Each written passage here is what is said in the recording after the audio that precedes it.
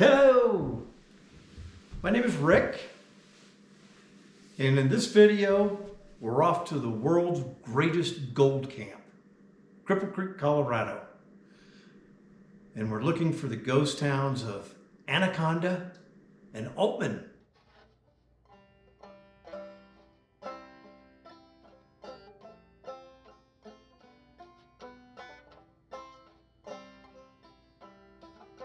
Cripple Creek bills itself as the world's greatest gold camp. And with 22 million ounces of gold having been extracted from that area, I think they've got a good claim to that title. We're going to be following the Phantom Canyon Road, which is an old railroad bed that ran from Florence, Colorado, I don't know, I'm guessing 5,500 feet, up to Cripple Creek, about 10,000 feet. And it was an old railroad bed, and now it is a road. It's not a jeep trail. A lot of the roads in the book are not jeep trails anymore, or ever were. Nonetheless, we're going to follow that up, and it should be a heck of a lot of fun. Come along.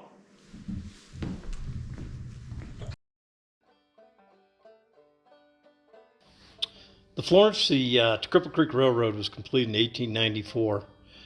And when that first train arrived in Cripple Creek, I bet that was a huge deal. No longer were they hauling ore via mule train or passengers and freight via stagecoach. They now had a train. As we kind of close in on the Cripple Creek Mining District in Victor, the first town that we start to see here, it's a real, that whole area is a kind of a microcosm of the ebb and flow of fortunes and how Colorado changes over the past 120 years or so. The Cripple Creek District was kind of a latecomer in the mining era in Colorado and around the country. But in 1901, there were 30,000 people up there in 500 mines. So, that's just in 20 years that many people is crazy. In 1903 was a big strike. And so in 1920, things really slowed down in Cripple Creek. And, the wars and, the population dropped dramatically. There was no mining going on. And it really slowed down. But in 1994, the Cripple Creek Victor gold mine started up again. And they started surface mining. And just slowly got bigger and bigger.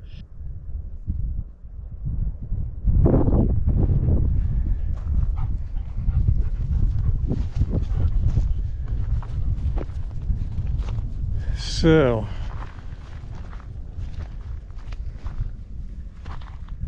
I believe Anaconda is up there and now completely filled in by Newmont Mining. It's crazy how big this thing's become.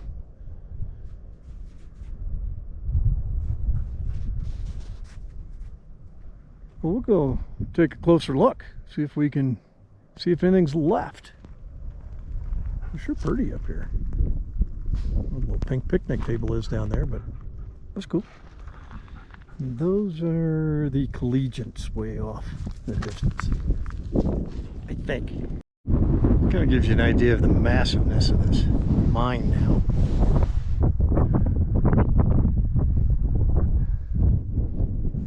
So Anaconda, again, I think is right back over there. And then up top, I believe it's Altman, or was Altman. So I got a closer look. Well, it looks like they relocated the cribbing, and that was the Mary McKinney mine up there. And so Anaconda would have been down there.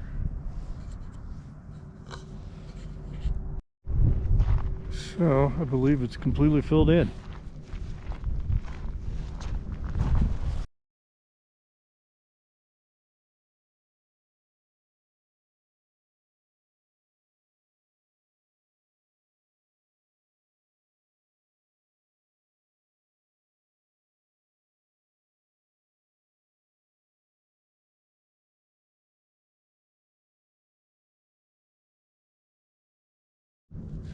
With my old company, we did some work up here at the mine.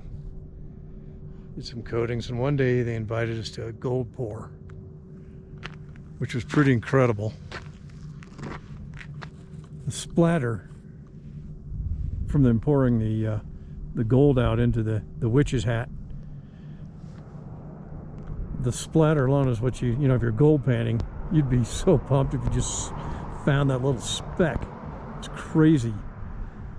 So each one of these buttons we're holding, as I recall, it's been a few years now, was worth about $300,000.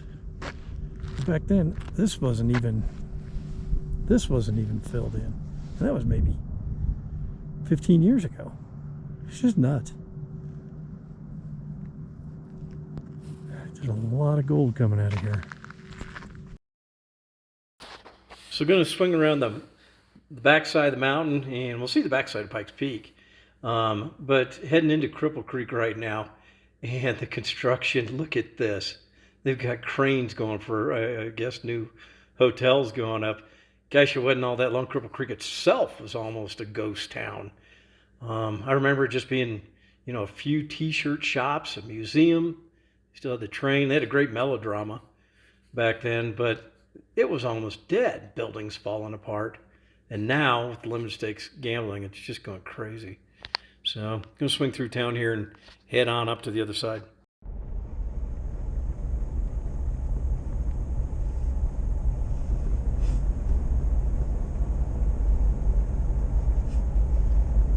Look at this. Look how deep that is. It's crazy. Did some work at that plant up there. These haul trucks are enormous. Just a dump bed.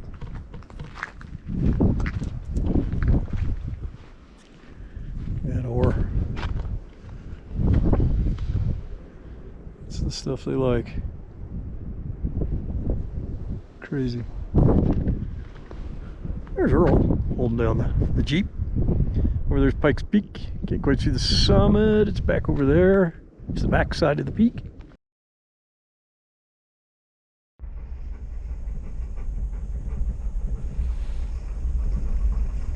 Altman's an elevation of 10,700 feet.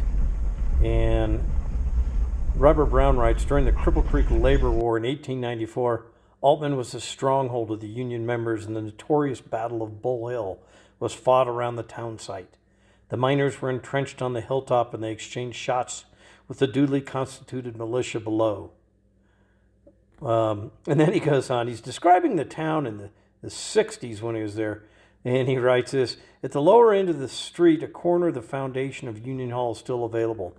Atop the hill is a shaft house for the pharmacist mine, staked out by two druggists from Colorado Springs who had no knowledge of mining. The most widely told story has it that they threw their hats in the air and filed a claim on the spot where they landed. The pharmacist mine was the result and produced close to $500,000 in gold. So, dang it, Altman.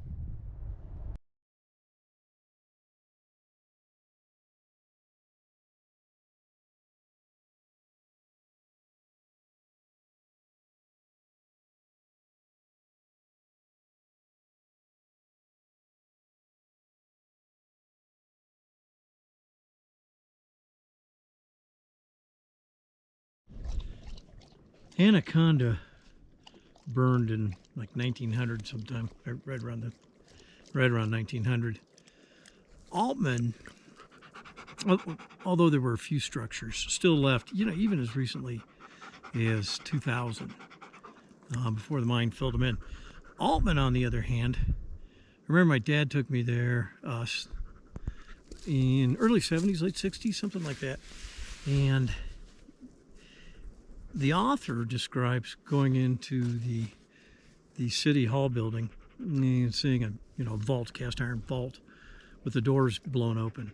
I remember that, saw that, and scattered all over the floor of the building were legal documents, and it was cool. It was really cool.